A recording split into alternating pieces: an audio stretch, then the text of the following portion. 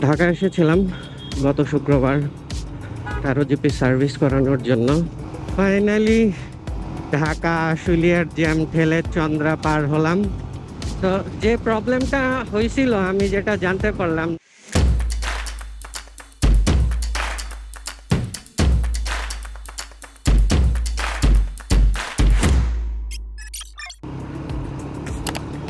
আসসালামু আলাইকুম, শুভ সকাল। কেমন আছেন সবাই? আশা করি সবাই ভালো আছেন। আলহামদুলিল্লাহ আমিও ভালো আছি। ঢাকা এসেছিলাম গত শুক্রবার টারো জিপি সার্ভিস করানোর জন্য, প্লাস পার্সোনাল কিছু কাজও ছিল। আজকে আবার চলে যাচ্ছি। আজকের ব্লগটা মেইনলি আপনাদের সাথে টারো জিপির আফটার সেলফ সার্ভিস সম্পর্কে শেয়ার করার চেষ্টা করব। আর যেতে যেতে আমি আরও শেয়ার করব ঢাকা কেন এসেছিলাম, কি করলাম। আমি কারেন্টলি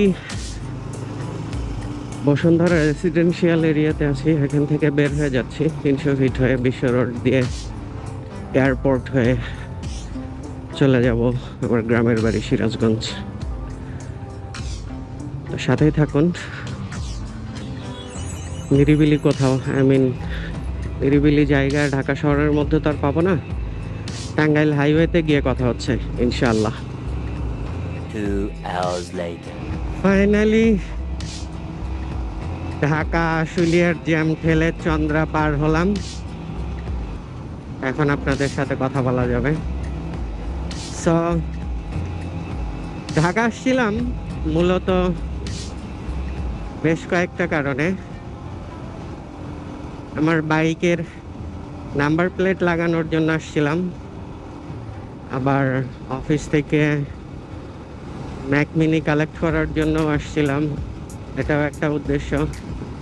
সবচেয়ে বড় উদ্দেশ্য ছিল হচ্ছে বাইকটা সার্ভিস করা, কারণ আমি 5000 কিলো রাইড করে ফেলছি আমার টারো জিপিটা।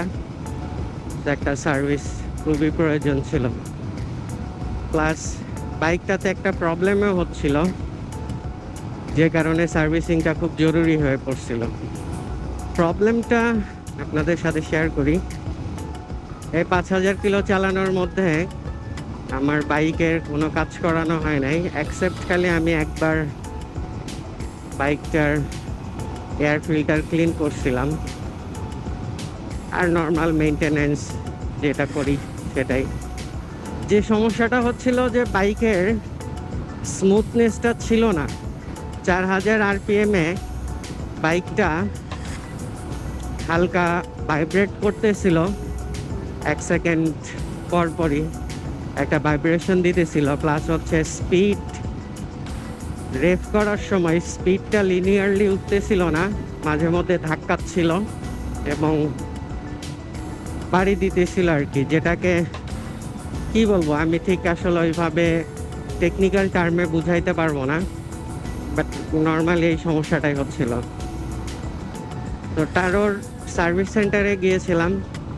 টারোর নতুন বাইকের সাথে সবাই মোটামুটি ওখানে অ্যাসেম্বল করাতে ব্যস্ত ছিল।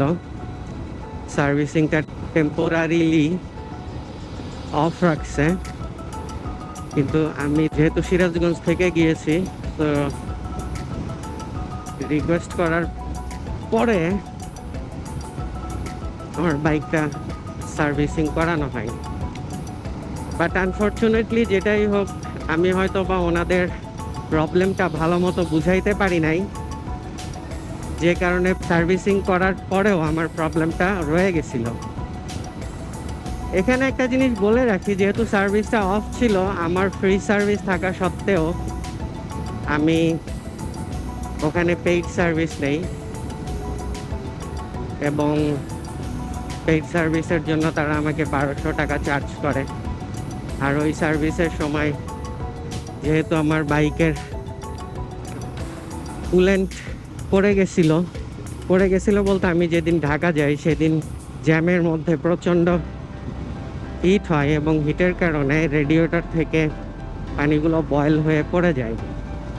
এরকম প্রায় 3-4 বার হয়েছিল, যার কারণে রিজার্ভটা খালি হয়ে গেছিল। সো ওই কারণে কুলেন্ট চেঞ্জ করা হয়।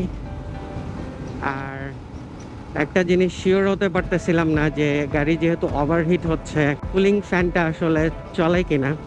সো কুলিং ফ্যানটা আমরা ওইখানে পরে চেক করি, সার্ভিস সেন্টারে চেক করা হয় পানি দিয়ে, কুলিং ফ্যান চলে। তারপর মোবিল চেঞ্জ করি, মোবিল চেঞ্জ করার পর সার্ভিসিংয়ের ওই দিন করে চলে আসি। এবং আরেকটা দুঃখজনক বিষয় যেটা শেয়ার করতে চাই সেটা হচ্ছে, তারোর এখন যেহেতু সবাই মানে ভার্সন 4 ইএফআই ইঞ্জিন ইউজ করে, সো 5000 কিলোমিটার চালানোর পরে আমার ইএফআইটা ক্লিন করারও খুব প্রয়োজন হয়ে পড়ছিল। কিন্তু তারোর সার্ভিস সেন্টারে ইএফআই ক্লিনারটা সেদিন ছিল না। তো সার্ভিস সেন্টার থেকে যখন বের হয়ে দেখলাম যে আমার প্রবলেমটা আসলে সলভ হয় নাই, আমি নাদিম ভাইকে সাথে সাথে বিষয়টা জানাই, প্লাস হচ্ছে সাইফুল ভাইকেও ইনফর্ম করি। ওনারা পরে বলেন যে সমস্যা নেই, আপনি কালকে আবার সময় করে বাইকটা দিয়ে যান, একটু ভালো মতো দেখে দিব। তো যাই হোক, ওই দিনকে আমি আবার পরে, যেহেতু ওনাদের ওখানে ইএফআই ক্লিনারটা নাই, আমি চেষ্টা করি যে বাইরে কোনো জায়গা থেকে আমার ইএফআইটা ক্লিন করা যায় কিনা। তো যাই হোক, পরে আমি আবার ইমন বাইক সার্ভিস সেন্টারে গিয়েছিলাম, ওখান থেকে কাছাকাছি হওয়ায়। ওখানে গিয়ে আবার বাইকটা সার্ভিস করি এবং আমার বাইকের স্পার্ক প্লাগটাও ওখান থেকে আমি চেঞ্জ করি। তো চেঞ্জ করার পরে সেখানেও ইএফআই ক্লিন করার পরে এবং সার্ভিস দেওয়ার পরে প্রবলেমটা থেকেই যায়, তারপরেও সেটা রিকভার হয় না।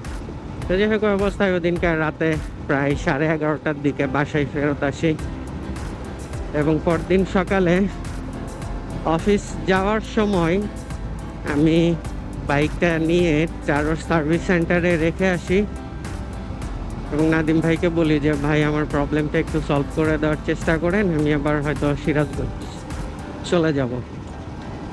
এবং সাইফুল ভাইকেও বলে আসি যে ভাই, বাইকটা একটু চালাইলেই বুঝতে পারবেন যে আসলে প্রবলেমটা কি। তো যাই হোক, ওই দিন ওনারা সার্ভিস করে রেখে দেয়, বাট সার্ভিস শেষ হওয়ার পরে আমি আর জানতে পারি না যে আমার বাইকটা সার্ভিস কমপ্লিট হয়েছে।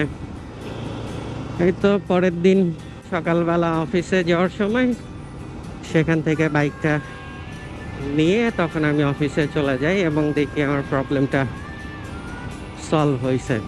কিন্তু টুকটাক আরও কিছু প্রবলেম ছিল, সেই জিনিসগুলো এখনও সলভ হয় নাই। যেমন হিটিং ইস্যু, জ্যামের মধ্যে থাকলে গাড়িটা প্রচুর হিট হয়। সাইফুল ভাই যেটা বললো যে V3-র সামনের হিট চাকার পিছনে অনেকখানি নাই, যেটার কারণে বাতাসটা ইঞ্জিনে লাগে, বাট এটা তো পুরাটা ঢাকা থাকে, শুধুমাত্র রেডিয়েটরটা বাইরে। সো কিটটা হয়তো বা কেটে করলে ইঞ্জিনে বাতাস লাগবে, তখন হয়তো ওভারহিটিং ইস্যুটা একটু হলেও রিজলভ হবে। তো এই সমস্যাটা এখনো আছে। আরেকটা ছিল হচ্ছে গিয়ার শিফটিংয়ের একটু হার্ডনেস আছে, যেটা এখনো আর কি প্যারা দেয়, মাঝে মধ্যে ডাউনশিফট আটকে যায় এবং ফার্স্ট টাইম স্টার্ট দেওয়ার পরে ফার্স্ট গিয়ারে দিলে গাড়িটা ঝাঁকি দেয়। মিটারের গিয়ার রিডিংটা একটু ঝামেলা আছে, মাঝে মধ্যে মিস রিডিং দেখায়, আমি 2-এ থাকলে 3-এ দেখাই বা 4-এ দেখাই। এই সমস্যাটা আছে, খুব সম্ভবত সেন্সরের কারণে, এইগুলা এখনো সলভ হয় নাই। তো যে প্রবলেমটা হয়েছিল, আমি যেটা জানতে পারলাম যে বাইকটার ড্রাম রাবার, সেই রাবারটা নাকি স্টকে অনেক পাতলা দেওয়া হয়েছে, যে রাবারটা চালানোর ফলে একদম ছিঁড়ে গেছিল। 2-3টা রাবার ছিঁড়ে গেছিল, যার কারণে প্রবলেম হচ্ছিল। তো রাবারগুলা চেঞ্জ করে দিছে, এখন মোটামুটি ওকে। তো এই ছিল আমার টারো জিপির সার্ভিস এক্সপিরিয়েন্স।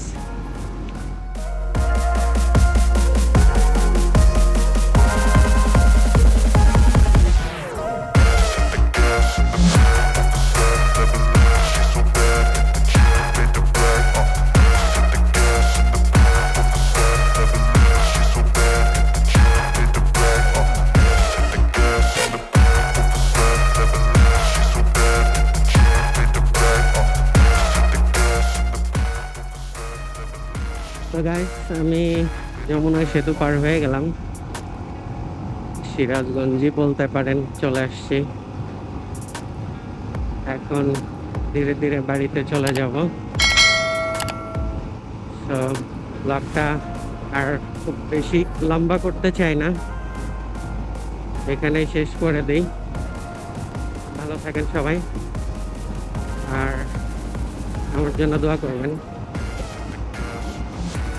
যেন সুস্থ থাকতে পারি এবং কারো নিয়ে আপনাদের মধ্যে আরো বেশি বেশি ব্লগ শেয়ার করতে পারি।